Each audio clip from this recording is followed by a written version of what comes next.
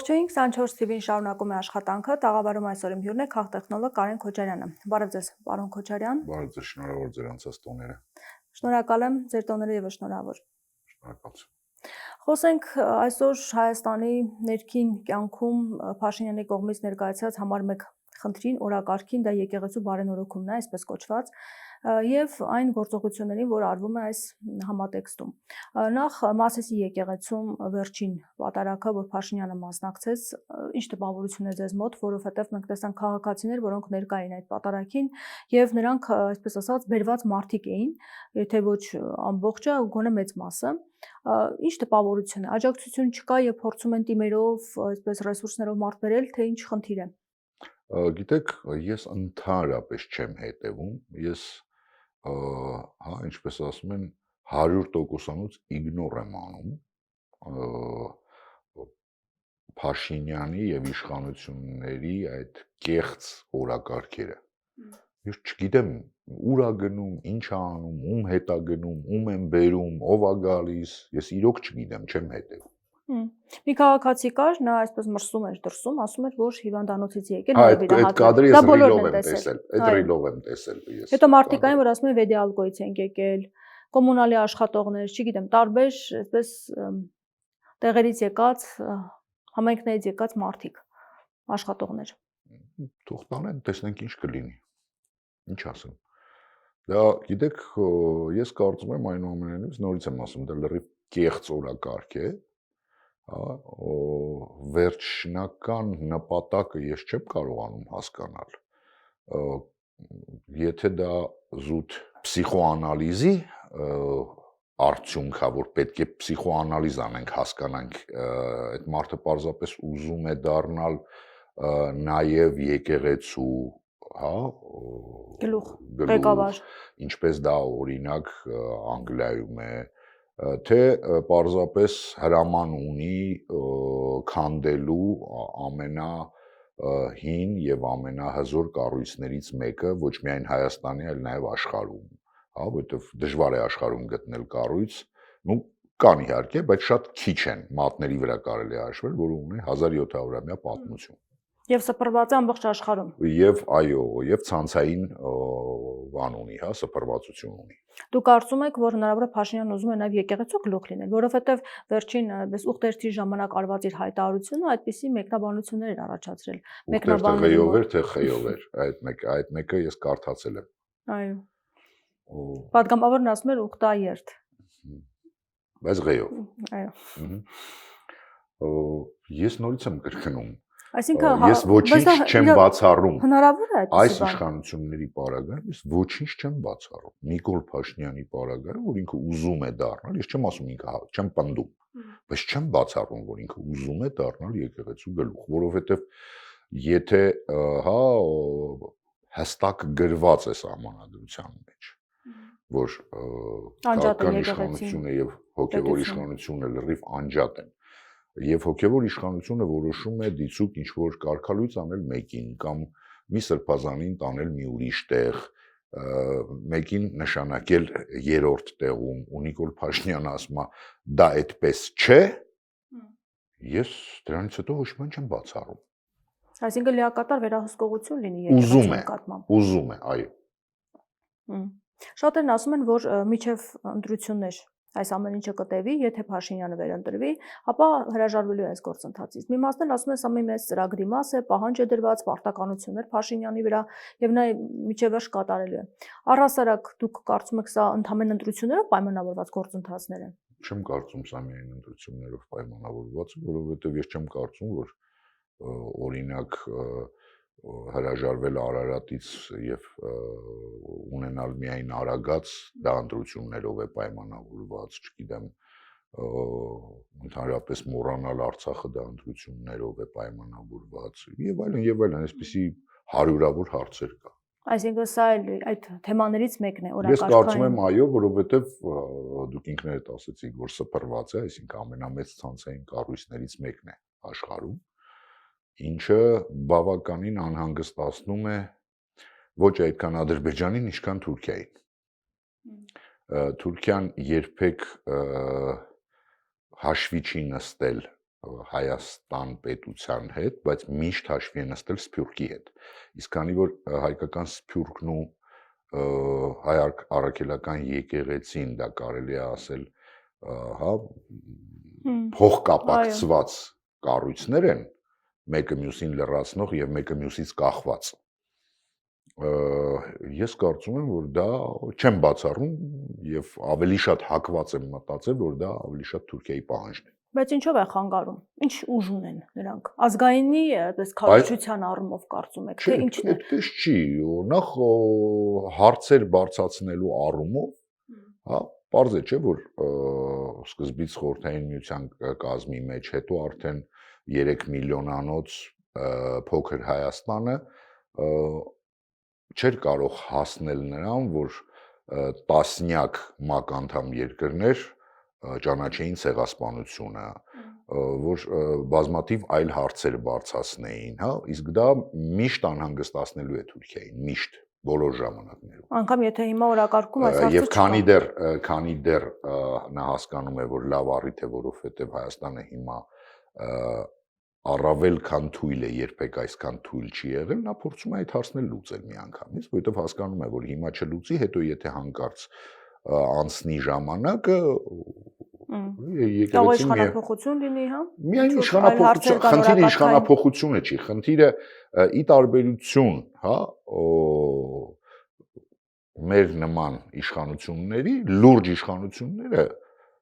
երկար են մտածում, հա,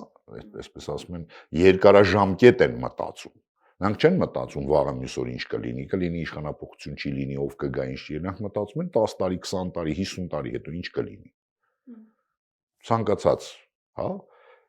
նորմալ պետություն, նորմալ իշխանություն այդպես է մտածում։ Բայց ամեն դեպքում ցեղասպանության հարցը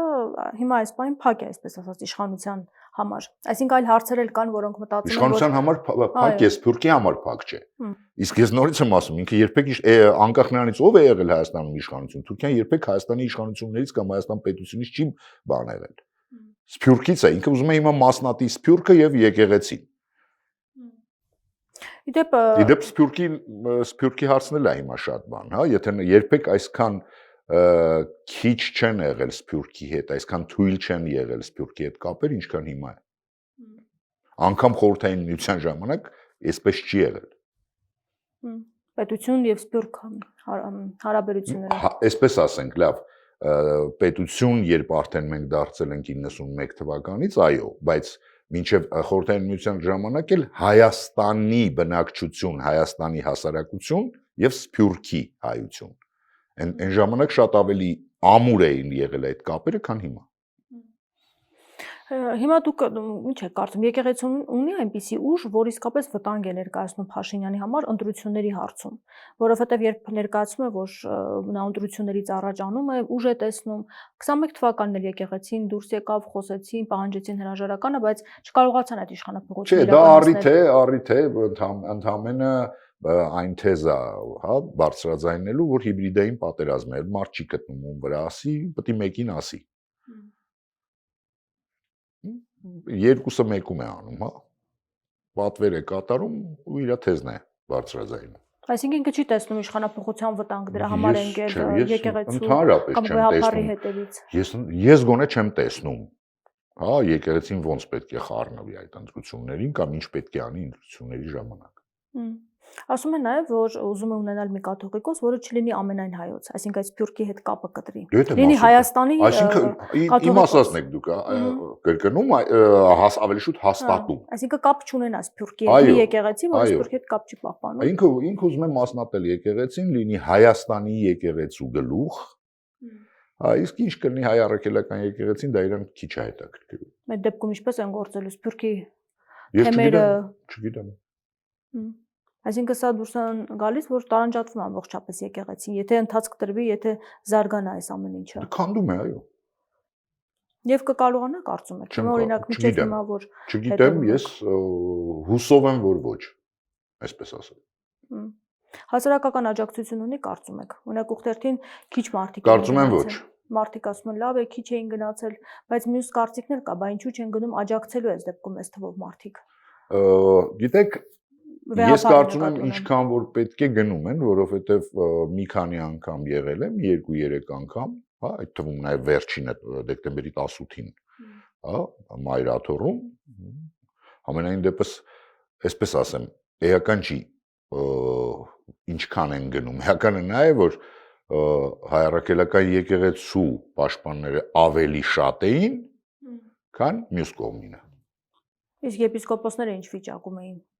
Որ եպիսկոպոսները։ Այդ տեսով, որ եկել էին հայտարարություն անելու Էջմիածնում։ Ես չեմ կարող ասել ինչ վիճակում են, իրենցից հարցրեք։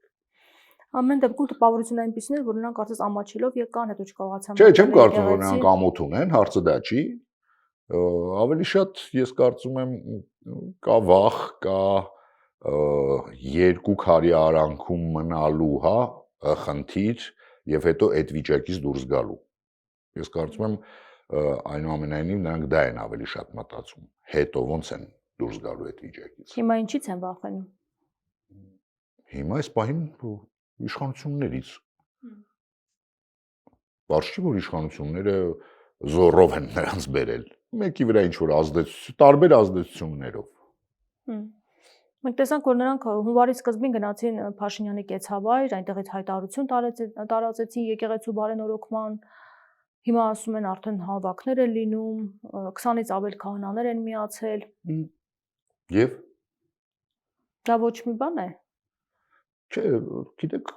աշխարհում բազմաթիվ աղանդներ կան, այդ աղանդները հենց այդպես էլ ստեղծվել են ի սկզբանե։ Անջատվելով ինչ որ մի եկեղեցուց, ունենալով խնդիր իրար մեջ, հիմնականում իդեպ դա եղել է հենց միջանձնային խնդիրների ֆոնի վրա, որովհետև եթե դա գաղափարական է լինում, սովորաբար գաղափարականը դառնում է կրոն, որը ընդունվում է ամբողջ աշխարհում, հա, որովհետև տեսեք անգամ անգլիական եկեղեցին, բողոքական եկեղեցին, որի սկզբանե, հա, որպես աղանդ է ձևավորվել, բայց քանի որ այնտեղ այնուամենայնիվ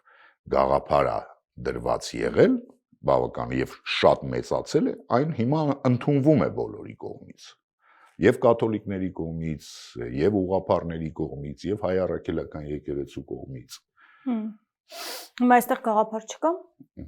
Եկեղեցու ծախսերի թափանցիկություն, ասում է։ Այդ գաղափար չի։ Բարեվարքություն, Հիսուս Քրիստոսի ուսմունքը, ասում է, պետք է պաշտպանենք, չթողնենք նրան մենակ։ Բայց ինքը ներողություն էր խնդրել, որ մենակ է թողել Հիսուս Քրիստոսին։ Դե հիմա ուզում է մենակ չթողնի։ Դե երևի, թող փորձի չթողնի մենակ։ Կմեծանա այդ մարդկանց թիվը հոգևորականների կարծում եք։ Կախված է թե ում վրա ինչքան կամպրոմատ կա, բայց ենթադրում եմ, որ եթե շատ լիներ, վաղուց արդեն կլներ, էլի։ Կարող է մի քանի հոգու վրա էլ գտնեն դեմ տան։ Սա է խնդիրը։ Հիմա այս աշխարհակաղակական այս լուրջ լարվածությունների ֆոնին էս ծրագրերը ինչ միտում ունի ժողովրդի մոտ, որովհետև մարդիկ ասում են ամբողջ աշխարհը խառնված է իրար, Նիկոլ Փաշինյանը առավոտից իրիկուն խոսում է եկեղեցու մասին։ Ես էլ եմ այդ ասում։ Մեր քթի տակ Իրանում հələ տեսեք ինչ է կատարվում, նա տեսեք աշխարհում ինչ է կատարվում, գեոքաղաքական ուժերը ինչ են անում, հա, Վենեսուելայի նախագահ են գողանում, այնտեղ հա, բանկերներ են բռնում իրենց, հա, նավի վրայի նավաստիներով, հետո բաց են թողնում տարբեր դիվանագիտական աղբյուրներով, Ուկրաինայում էլ չեմ ասում, գիտեք, սա մեր քթի տակ է, սաղ, ինչ որ կա չկա։ Իսկ մենք նստած ծառի տակ նկարում ենք նապաստակ։ Եվ ինչու՞։ Ինչն է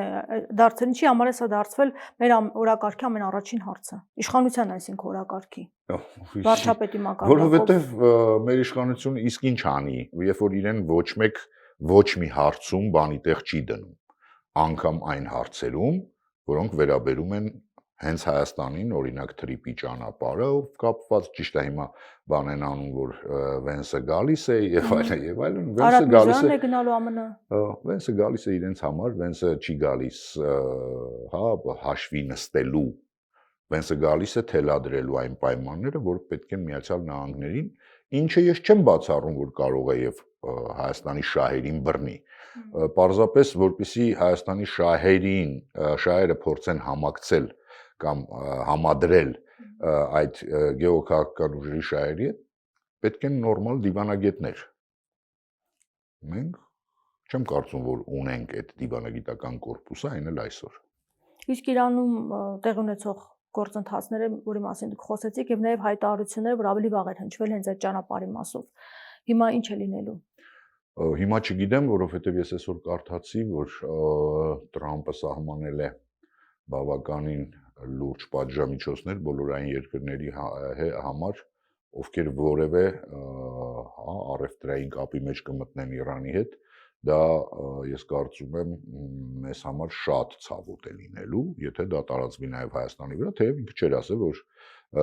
որևէ այնտեղ կա բացառություն։ Բոլորի վրա է եւ հիմա ես կարծում եմ բավականին ծանր վիճակի մեջ է լինելու Հայաստանը, եթե այդ պատժամիջոցները մտնում են ուժի մեջ։ Ես դա այսօր կարդացի, հենց Տրամպի Twitter-ի հետ X-ի բանից էին հանել, գցել, միգուցե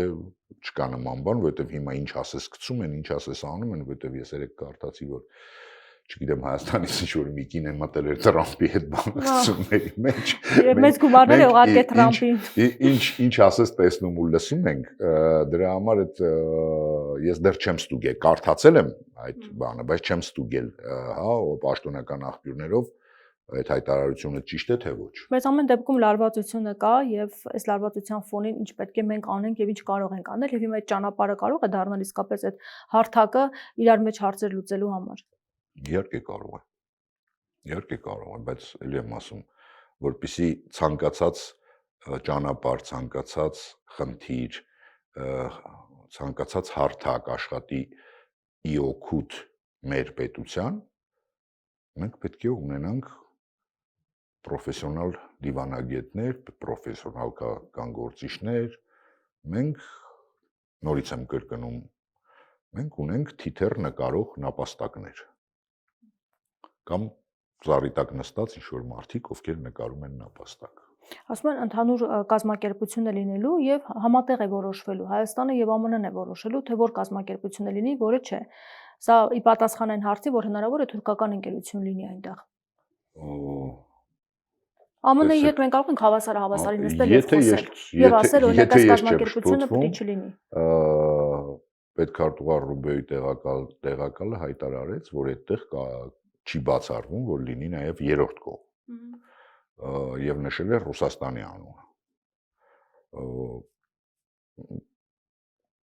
Երբ արդեն վերջնական կլինի, մենք կկարողանանք խոսել։ Հիմա մենք ընդհանրապես կարող ենք կոֆեի հատակ նայել, հա, բաժակի հատակը նայել ու ենթադրություններ անել։ Ես չեմ սիրում նման բան անել։ Ամեն դեպքում Ռուբեն Ռուբինյանն էլ ասաց, որ մենք չենք էլ քննարկել Ռուսաստանի տարբերակը։ Ես նորից եմ ասում, իսկ իրենց ով է հարցնելու։ Հենց դա է, որ հավասարը ասած Հայաստանը ԱՄՆ-ի հետ նստել եւ պահանջներ ներկայացնել։ Թեկուզ որ մեր ճանապարհն է Ուկրաինայի հետ։ Մենք տեսնում ենք, չէ, որոշումներ են կայացնում, հետո տեղյակ պահում Զելենսկին։ Նույնը այստեղ է լինելու, ավելի վատ, որովհետեւ նա գոնե Ուկրաինան է։ Խոսենք նաև Վլադիմիր Սալավյովի հայտարարության մասին, այն շատ քննարկվեց, նա ասում է, որ պետք է Ռուսաստանը ռազմական միջամտություն իրականացնի Հայաստանում եւ չպետք է թույլ տանք, որ Հայաստանն էլ կորի եւ այլն։ Ձեր դիտարկում այս առումով։ Սալավյովը գլուխը պատովն է տվել։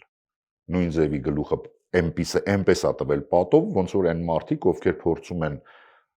մոռացության տալ հայոց պատմությունը, հայոց սրբությունները, արժե համակարգը, ոչ մի տարբերություն չկա։ Նորից եմ կրկնում, Սալավյովը գլուխը պատովն է տվել։ Հիմա այսինքն նա խոսում է, որ միջամտություն պետք է լինի Հայաստանում, կարևոր է Հայաստանը, չպետք է կորցնենք։ Սա իր դիտարկումներն են, կարծում եք։ Իր անձնական վերլուծությունները, անհանգստությունները։ Գիտեք, ես վաղուց Սալավյովին չեմ նայում արդեն, որովհետև Սալավյովը վաղուց դարել է բավականին կացնային, հա, պրոպագանդիստ, ի տարբերություն մի 20 տարվա առաջվա, երբ նորմալ ժուրնալիստ էր։ Ես չեմ բացառում, որ դա պարզապես ինչ որ չեմ հավատում, որ դա իր անձնական կարծիքն է։ Ավելի շուտ կարծում եմ ինչ որ հա ռուսական քանի որ Ռուսաստանը այտենց միանշանակ չի, երևի շատ եք լսել հայտնի այդ Բաշնյանների մասին, այնտեղ շատ կան այդ Բաշնյաներից, այնտեղ էլ բավականին սուր պայքար է գնում ներսում, հատկապես հիմա, օրինակ Լավրով Դմիտրիև պայքարա շատ մեծ գնում, որտեղ արտաքին գործերի նախարարությունը եւ Ստաֆը նախարարության Լավրովի գլխավորությամբ կարծեք թե խաղից դուրս է մնում, ինչը բավականին նյարդայնացնում է նրանց։ Եվ այստեղ այդ չեմ բացառում, որ ԲԱԳՆ-ն ավելի կոշտ հայտարարություններով միշտ հանդես գալիս Հայաստանի հետ կապված։ Մենակ Հայաստանի չէ, իրան հենց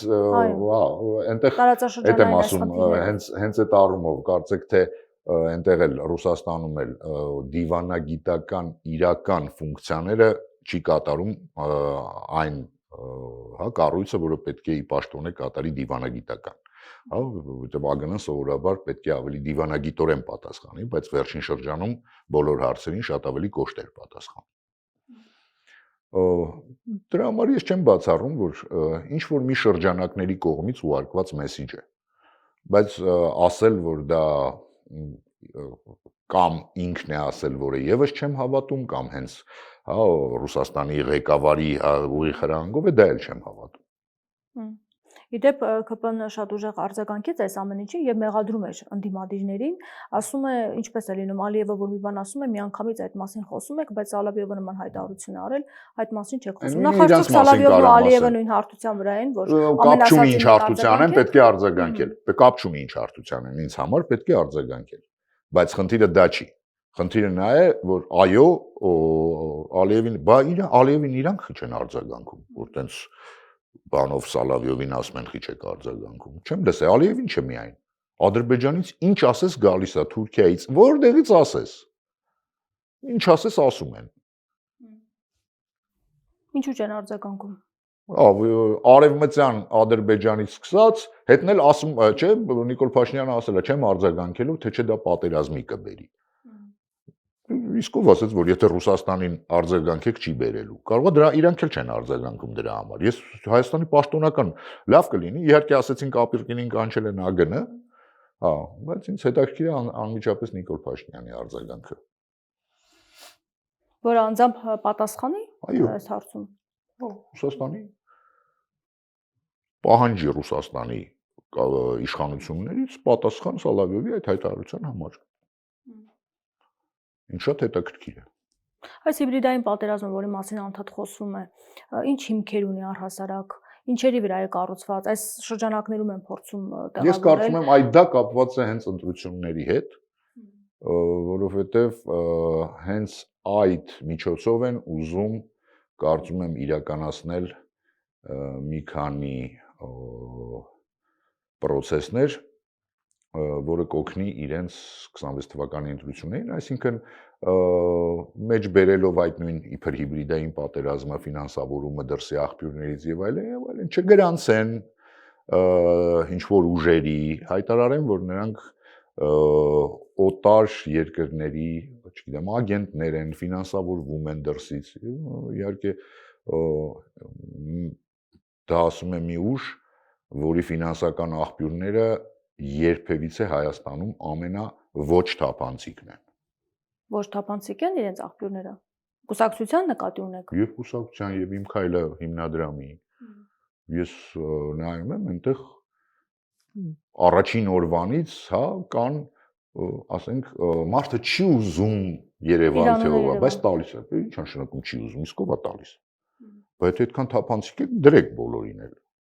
Հիմա այսինքն զարգացումներ կգնան այս առումով դուք կարծում եք եւ հենց այնպես փորձեն գնալ, ես չգիտեմ, փորձեն առաջ բերվել։ Ինչ։ Հենց այնպես չի այս թեման առաջ բերվել հիբրիդային պատերազմի եւ Եվրամիությունը շահագրգիռ է կարծում եք։ Դե Կայակալոսը մի անգամ հայտարարեց։ Դա ասած Հայաստանն է դիմել։ Որ 15 միլիոն չէ դոլար, եթե չեմ շփոթվում, տալու են հենց դիմակայելու համար հիբրիդային պատերազմին։ Ասում են դա ինչ գումար է, որ դիմակային։ Դա շատ սիմվոլիկ գումար է։ Դե ես կարծում եմ էլի կլինի գումարներ, էլի կլինեն գումարներ։ Պարգևավճարներից խոսենք, միանգամից անցում անենք, կարևոր գումարներից խոսեցինք, 3 միլիոն պարգևավճար են ստացել պատգամավորները, այս առումով դուք ինչ կասեք, ինչ բացատրություն ունի այս ամեն ինչը։ Բայց դա նորություն է։ Բայց 3 միլիոն սա ամենամեծ գումարն է, որ մինչև հիմա մենք տեսել ենք, որ նրանք պարգևատրվել են։ Ինչը հիմա չի եղի 3 միլիոն պարգևավճար։ Ինչքան որ ես հիշում եմ, ոչ։ Չի, եղել է 2.5, 2-ի տարբերություն, հա։ Այդ սա նորություն չի, 8 տարի է, այդ նույն պատմությունն է։ Ինչ եկել են իշխանության, այդ պարգևավճարները դա հիմնական թեման է։ Բայց 3 միլիոնը փաստում մի քանի հազար դոլար մեկ ամսում գումար են ստացել պատգամավորները։ Դե նոր տարի պետք է անեին մարդիկ, հիմա ինչ եք նախանձում։ Ինչի համար է արվում։ Իր կողքը պահելու։ Իշխանությունը կուր պահելու։ Միայն։ Հիմա օրինակ մենք տեսնում ենք, որ թիմերի ղեկավարները շատ ակտիվ մասնակցում են Փաշինյանի այդ քայլերթներին, գնում են նրա հետ միասին։ Մենք տեսնում ենք Տավրոս Աբյանը բավականին ակտիվ է այս առումով, նույնիսկ խոչընդոտում է, որ նռոշներ տեղի ունենա, իր կողանան է ուզում որ լինի, այսպիսի գործողություններ։ Աջակցությունը անվերապահ Փաշինյանին իրականացվում։ Տեսեք, հասկանալի է, այդ իրենց թիմն էլ է հասկացել արդեն, որ ազգային ժողովում այլևս այսքան չի լինելու։ Անկամ եթե ԿՊ-ն հաղթի, չեն ունենալու այսքան падգամավոր։ Այսինքն մանդատների մեծամասնություն շատ չեն լինի 71, ինչպես հիմա են։ Շատ ավելի քիչ կլինեն, հա։ Եթե ոչ կեսը, то կեսից մի քիչ ավել կլինի։ Բնականաբար շատ մարդ դա հասկանում է եւ գնում է կատաղի պայքար իրենց ներսում ամեն մի մանդատի համար։ Առավել եւս, երբ կան այդպիսի լուրեր, այդ թվում նաեւ մամուլում, որ Նիկոլ Փաշինյանը որոշել է բավականին թարմացնել կամ ինչպես ժամանակակից տերմինով են ասում, update անել թիմը, գոնե այն երևացող հատվածը, որը երևում է հանրային հարթակներում։ Հետևաբար նախ ով կա փորձում է հնարավորինս ցույց տալ, որ ինքը առավել նվիրված է շեֆին, իսկ ով հիմա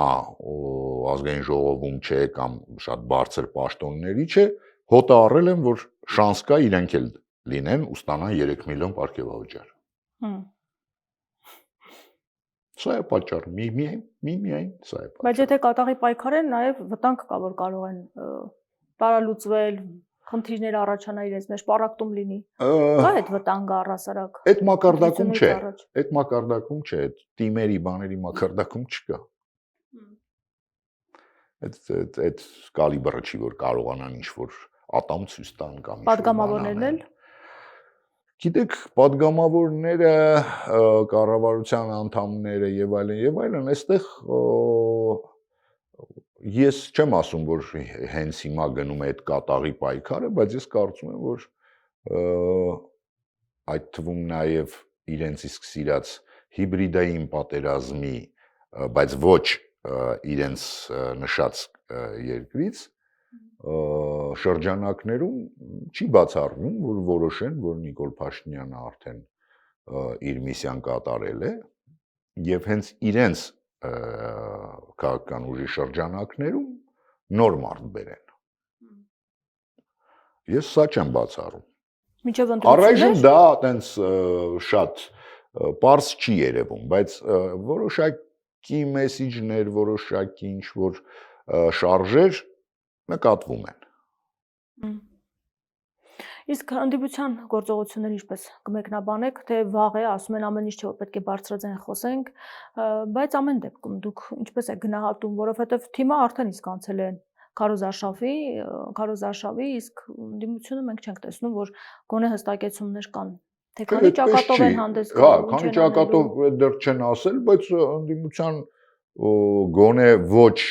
տիտուլային ընդդիմությունը, ոչ պարլամենտական ընդդիմությունը, երկու ուժ ես հիմա տեսնում եմ բավականին ակտիվ են, արդեն ինչքան ժամանակ է,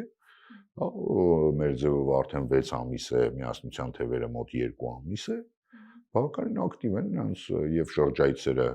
մարզեր եւ մեդիա հարթակներում են շատ ակտիվ, դե պարլամենտական ընդդիմությունն էլ ինքը իր ամբիոնը այնուամենայնիվ ունի ազգային ժողովում, ունեն նաեւ բնականաբար մեդիա հնարավորություններ, այնպես որ գործողությունների առումով միգուցե չէ, բայց զուտ քարոզարշավի առումով կարծում եմ ես տեսնում եմ, այնպես չի որ ընդհանրապես ոչ մի բան չեմ տեսնում։ Իսկ հիմա շուտ չի պահանջել, որ նրանք համախմբվում են, թե ինչ խոսեն այդ մասին, թե հիմիկվանից պետք է։ Դե արդեն ինչ որ ուժեր նաև ասում են, չէ, որ մենք չենք համախմբվի, մենք գնալու ենք առանձին, մեզ ոչ նախկին, ոչ ներկա, ինչ որ sense բաներ, այնուամենայնիվ տարբեր տեղերից ես լսում եմ։ Շանսեր ունեն, կարծում եք, եթե Փաշինյանն ունի այսպիսի մեծ աջակցություն։ Եվ հիմա Փաշինյանը պետք է Ինչ մեծ աջակցություն ունի Փաշինյանը։ Փաշինյանի աջակցությունը տեսնում ենք եկեղեցում արդիկ են քանակից։ Նկատի ունեմ դրսի աջակցություն։ Դրսի աջակցություն, գիտեք ոնց է, ես չեմ տեսնում բացի ԵՄ-ից, այն էլ ԵՄ-ն էլ հիմա ինքը, եթե որովհետև ես այն օրը կարդացի, Եվրոպական միության որոշ երկրներում բավականին արագ փոխվել են իշխանություններ եւ ավելի պահպանողական ուժեր են եկել, եւ եթե չեմ շփոթվում, Չեխիայի թե Վենգրիայի